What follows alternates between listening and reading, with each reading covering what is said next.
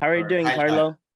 Good. It's absolute pleasure to meet you. And dude, thank you so much for taking the time. Well, I didn't know that you were in Puerto Rico. So, but I really appreciate it, you reaching out and taking the time. I know what time is it over there?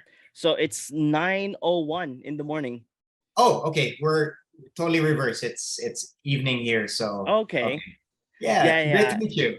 Hey, great to meet you, Carlo. So, Carlo, I wanted to give you a very welcoming to here in the nerdy basement. My first initial question is, how does it feel to be part of Bite Size Halloween? Uh, look. In a nutshell, it's been an absolute great experience working with 20th Digital Studio. When they offered me the opportunity to pitch the Kapre to them as part of their bite-sized Halloween short film series, I was absolutely thrilled because it was such a great platform, for people like me all over the Philippines, to kind of just show up, as a small but very important part of my culture to the world. So that's what excited me the most. So I pitched the creative team a couple of ideas, but I was secretly hoping that the one they would approve would be the one that involved my gentle giant, and thankfully they liked it, and they said yes to the pitch. Oh And God. yeah, so I absolutely thrilled. They were so great to work with throughout the creative process.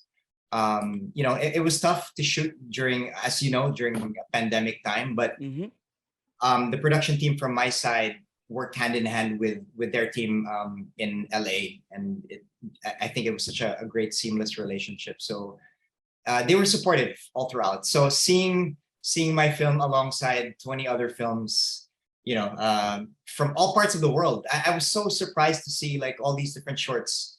Um, Admittedly, I don't have Hulu over here, so I'm just kind of like trying to find a way to kind of see the other films, because reading the log lines of everything sounds so great. So it's an absolute honor to be part of this year's roster. Wow, it's amazing. So Carlo, I wanted to know. I do see that in the short you have a big giant, and then throughout Yeah, the film there is a line that one of the characters go ahead and say like, what's Bigfoot, and yeah, then he's like, oh yeah, and then they're like, so this is what it is for us, yes. Bigfoot. So what inspired you to to bring us this mythical creature to us? Well, the Kapre, just a bit of backstory. The Kapre was always like a childhood story. I would say he's one of the most famous mythical creatures here in the Philippines. And what I always found interesting about him is um, there were always other similar characters like him in different parts of the world. Like in Europe, you have the trolls, right? Mm-hmm. And in North America, you have Bigfoot. In parts of Asia, you have the Sasquatch and Yeti. So I always found it fascinating that why is it that in different parts of the world there always seems to be like a myth or a legend about a giant. So I Yeah. found it absolutely interesting. I'm not sure in Puerto Rico if you guys have your own version I don't of that. I don't think so. We do have like a Yeah. couple of like, you know, folklore behind other folklores that are like in different places or in Yes. different countries, but I've never heard one of a giant. So, but now Yeah. you got me curious. I have to start asking Yeah. around. So from my end, I've always loved the legend of the Capre, in the sense that in a way, in many ways, he's our own version of Bigfoot. But I would say he's a very much more colorful character in that he's very possessive in the tree that he lives in, as you've seen from the short film. Yeah. He's very mischievous. He's not a dangerous, evil creature. He's known to be a gentle giant, but is very known to be territorial. But I think the most famous part about him is that he smokes an enchanted cigar, which is a big part of the film, as you've seen. So I've always been motivated to share that part of our lore, of our legends to the world, only because I'm very much aware that the rest of the world has their own version of it Mm-hmm. as well. So it was something I felt like was one of the most accessible characters from our end that foreign audiences could relate to. So I'm hoping that's the case, that people see it and be like, oh yeah, that's cool. Our own version of a troll. That's our own version of Bigfoot. So that was it for me. That's amazing. Like again, when I saw it, I was like, wow, wait, this is. But then Yeah, now you give me the curiosity to ask if we have one like I'm here in sure. Puerto Rico. Yeah, But we can Google that now. yeah, so Carlo, one of the things that I did notice is that probably I'm mistaken, but this is this the troll is CGI, correct? Yes, it's a combination actually. Oh, it's a One of the things, combination.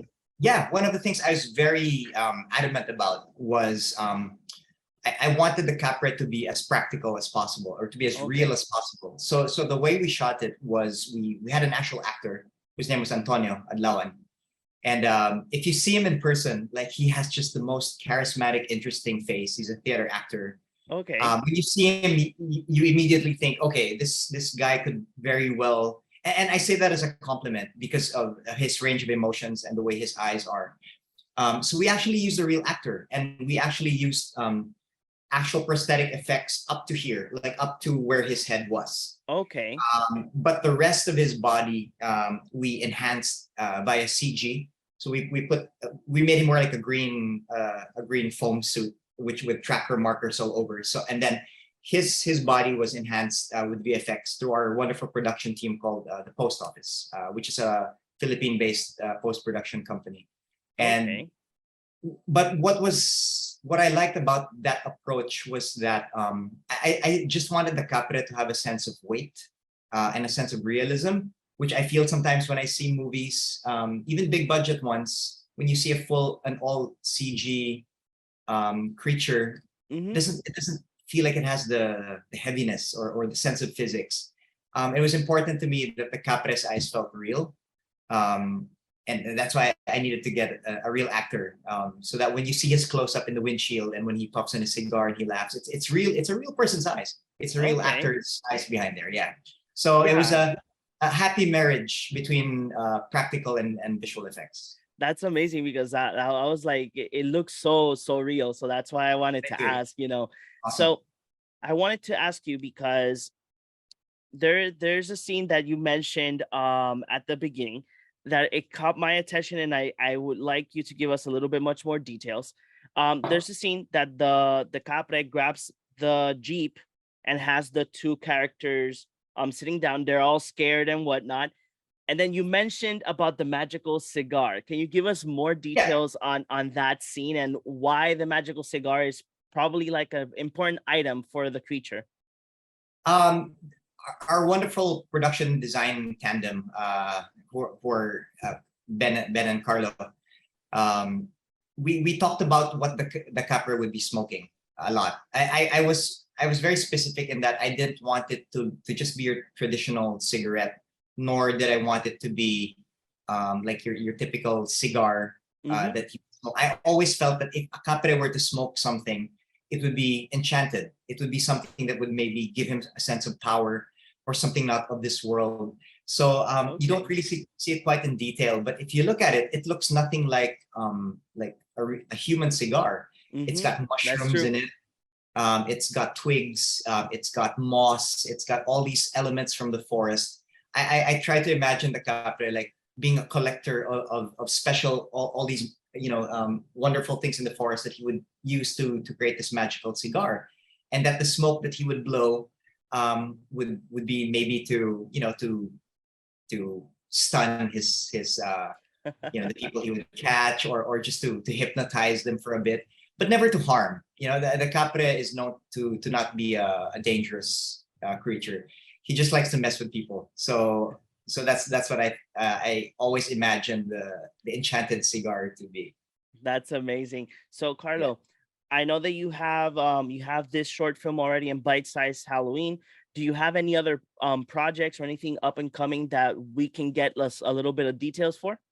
Yeah, sure. I mean, my dream, as a Filipino filmmaker, is always to to keep on sharing parts of my heritage and my culture to the world. I'm very grateful to Hulu and to 20th Digital for giving me the platform to do that. So I'm hoping this is kind of just like, the first step of many. The Philippines, dude, we have so many creatures. We have a creature called the manananggal, which is basically our own version of a vampire. And Okay. it's a female, and when she detaches herself, she leaves her lower body behind as she flies off into the night and feeds on people. I mean, we have such a rich and colorful array of creatures and legends that I'm hoping like a global audience can kind of notice and see.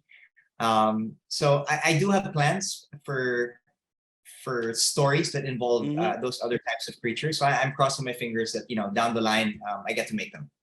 That's amazing. So, Carlo, thank you very, very much for your time, Anytime. and Yeah. I hope everybody that has Hulu enjoys the Capre in bite sized Halloween. Thank you all for joining us here in the Nerdy Basement, and again, thank you very much, Carlo, for giving us your time. Yeah. Thank you so much, John. Appreciate it. No Great to meet you. problem. Bye bye. Okay. All right.